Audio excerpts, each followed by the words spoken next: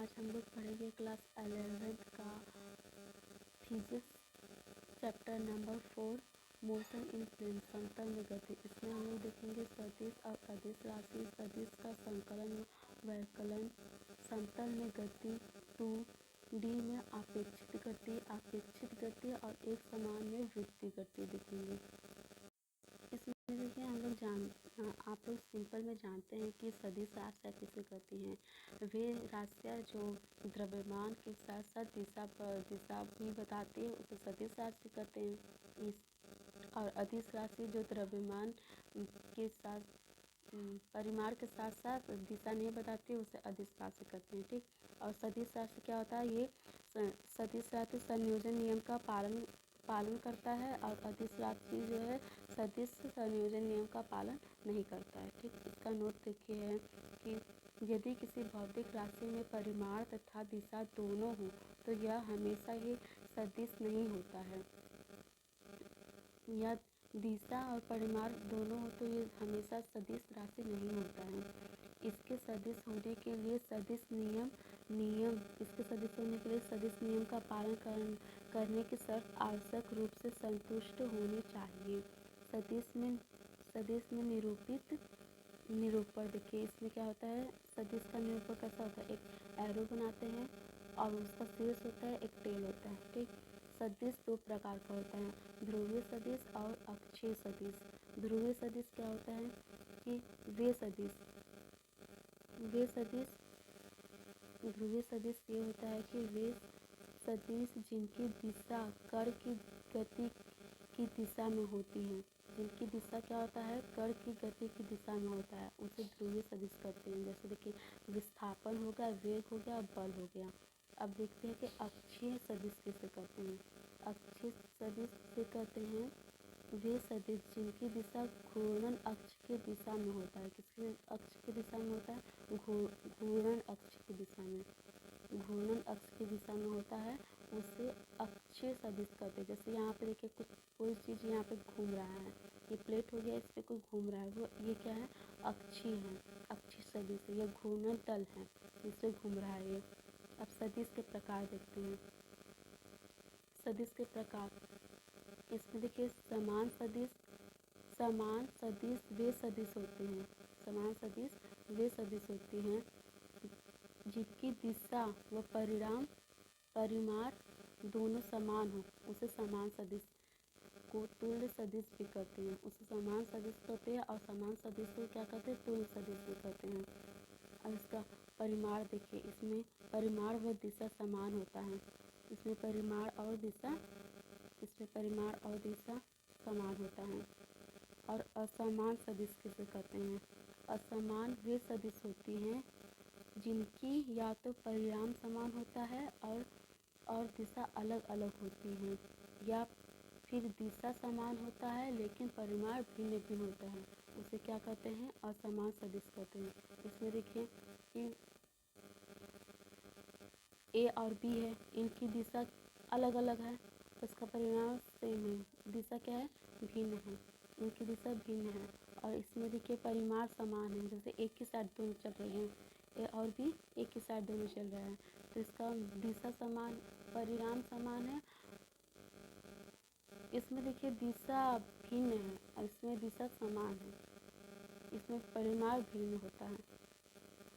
इसमें देखिए विपरीत दिशा, और इसमें देखिए विपरीत सदिश, अपोजिट वेक्टर में क्या होता है कि वे दो सदिश जिनके परिमाण तो समान है लेकिन दिशा क्या होता है, दिशा भिन्न भिन्न होता है। देखिए इसका दिशा, एक की दिशा इस साइड है और बी की दिशा इस साइड है, तो ये क्या है, विपरीत सदिश होते हैं। अपोजिट है ना वेक्टर इसके, इसलिए विपरीत सदिश है। समरेखीय सदिश, इसमें देखिए रेखा समान होता है, रेखा समान जा रहा है, चाहे इधर से जाए चाहे इधर से जाए, इससे ये मतलब मिलता है। जो एक ही रेखा में होता है ये एक दूसरे के प्रति समांतर हो सकते हैं, ये समान सदिश कहलाते हैं। इसमें सबसे ज़्यादा इम्पोर्टेंट है एकांक सदिश वो सदिश होते हैं, एकांक सदिश वह सदिश होता है जिनका परिमाण एकांक होता है। इनका सिर्फ एक ही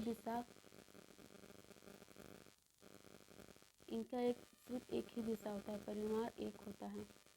ठीक, ये देखिए x है, ये y है और ये z है। x का i होता है, x के अक्ष के अनुदिश i है, y के अक्ष के अनुदिश कितना है, j है, और z के अक्ष के अनुदिश k है। स्थिति सदिश किसे कहते हैं? स्थिति सदिश में पहला आता है 1D वेक्टर। 1D वेक्टर वे सदिश जिनके द्वारा निर्देशक तंत्र में किसी बिंदु की स्थिति को व्यक्त की जाती है, स्थिति सदिश कहलाती है। क्या होता है कि इसमें ना किसी निर्देशक तंत्र में किसी बिंदु की स्थिति को व्यक्त की जाती है, उसे स्थिति सदिश कहते हैं। विस्थापन सदिश, डिस्प्लेसमेंट वेक्टर,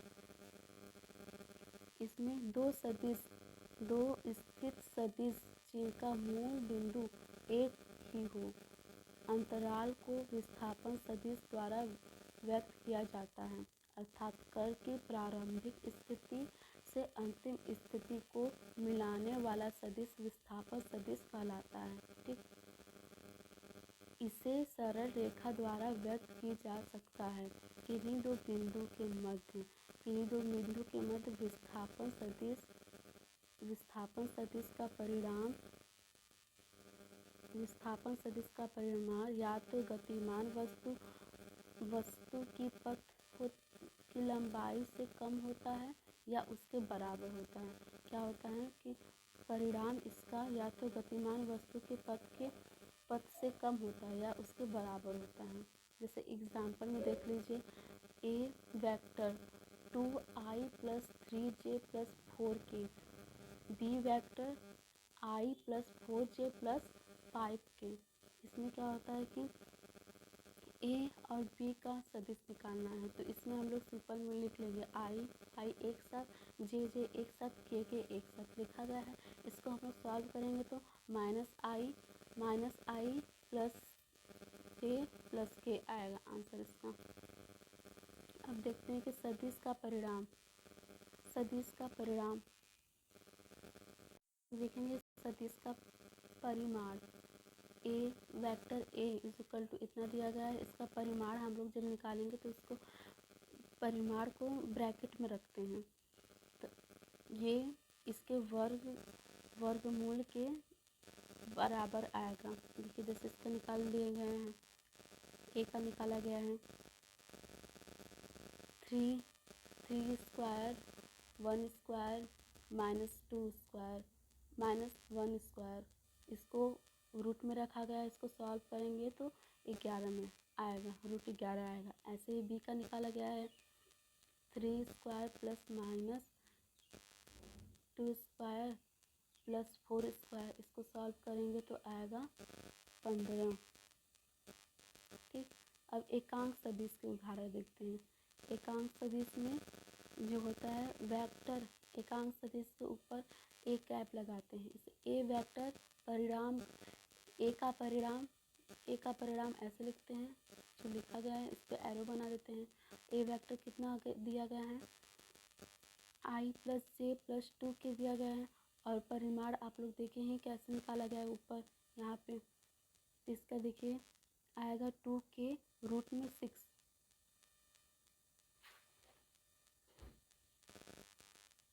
ऐसे हम लोग बी का निकाल लेंगे। अब सदिश का अदिश गुणा देखेंगे। सदिश का किसी अदिश से गुणा करने पर multiplication of vector by scalar. इसमें देखिए कि ये सदिश दिया गया है, ठीक, इसका किसी अदिश 2 के साथ और 3 के साथ गुणा कर देते हैं, तो इसका परिणाम आएगा यहाँ पे नीचे आया इसका परिणाम। जैसे यहाँ पे सदिश ए में 2 का गुणा कर दिए हैं और सदिश बी में -3 का गुणा कर दिए हैं, तो इसका परिणाम निकल के आया i + 3j + 11k। अब सदिश के योग के नियम, इसमें देखिए त्रिभुज का नियम आता है, त्रिभुज का नियम आता है, बहुभुज का नियम आता है, समांतर चतुर्भुज का नियम आता है। त्रिभुज का नियम, इस नियम के अनुसार जब किसी त्रिभुज की दो समांतर भुजाएं जब किसी त्रिभुज की दो क्रमागत भुजाएं को दो सदिश के परिमाण व दिशा के रूप में समांतर क्रम में निरूपित किया जाता है, तब वो विपरीत क्रम में ली गई त्रिभुज की तीसरी भुजा के परिमाण सदिश के परिमाण व दिशा को निरूपित करता है। इसमें देखिए कि वेक्टर बी और वेक्टर क्यू, इन दोनों का परिमाण आर के बराबर आएगा, आर वेक्टर के बराबर आएगा। अब देखिए बहुभुज का नियम, में क्या होता है कि इस नियम के अनुसार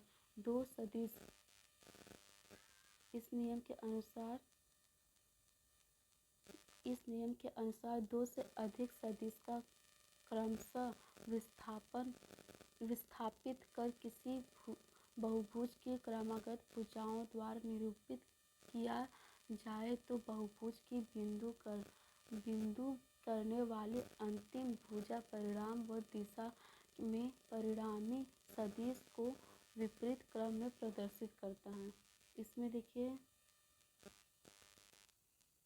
इसका जो है वेक्टर ए, वेक्टर बी और वेक्टर सी, वेक्टर बी और वेक्टर सी, ये दोनों का जो योग करेंगे इसके ये बराबर आएगा इस वाले लाइन के। अब समांतर चतुर्भुज का नियम, ये सबसे इम्पोर्टेंट है। यदि दो अशून्य सदिश को एक समांतर चतुर्भुज की दो आसन्न भुजाओं से निरूपित किया जाए तो इसके उभयनिष्ठ बिंदु से गुजरने वाला विकर्ण उनके परिणामी सदिश को प्रदर्शित करता है। ठीक, देखिए यहाँ पे ए का परिणामी सदिश ए है, बी का परिणामी सदिश बी है, आर का परिणामी सदिश आर है।